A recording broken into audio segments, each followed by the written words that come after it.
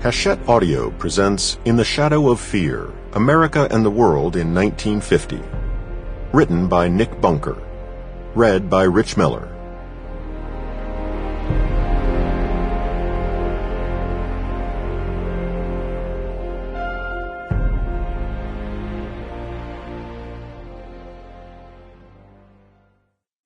At present, all except the most thoughtless live under the shadow of fear.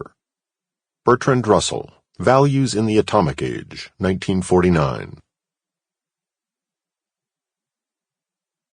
Preface. In history, events have a rhythm of their own, but it cannot be measured like the beat of a pulse or the ticking of a metronome.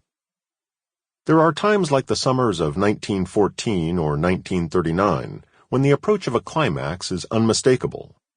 But these moments of obvious danger as a war draws near are the exception, not the rule. More often, the rhythm of events takes leaders by surprise.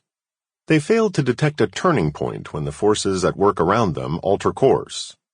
Even experts in the art of politics, used to the exercise of power, find themselves overwhelmed by a change in the tide of opinion, a switch in the tactics of an enemy, or a sudden convergence of factors long in the making but as yet only partly understood. So it was with Harry Truman.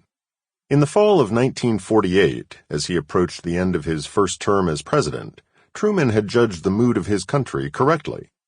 A wary nation, a victor in war but still troubled by the memory of the Great Depression, the United States was not yet ready, he believed, to turn its back on Franklin D. Roosevelt and the New Deal, and to vote the Democratic Party out of office. Truman felt no complacency about his prospects of returning to the White House. He was too modest and too experienced for that.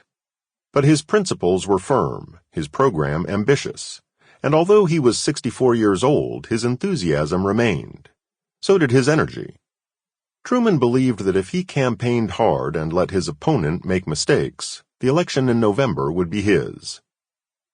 Though skeptics from many sides expected his defeat, Truman achieved a famous victory, beating the Republican Governor Thomas Dewey of New York. But his triumph was short-lived. The ballots had not long been counted when, as Christmas 1948 approached, the economy sank into a recession. It was mild and brief, lasting only 9 months.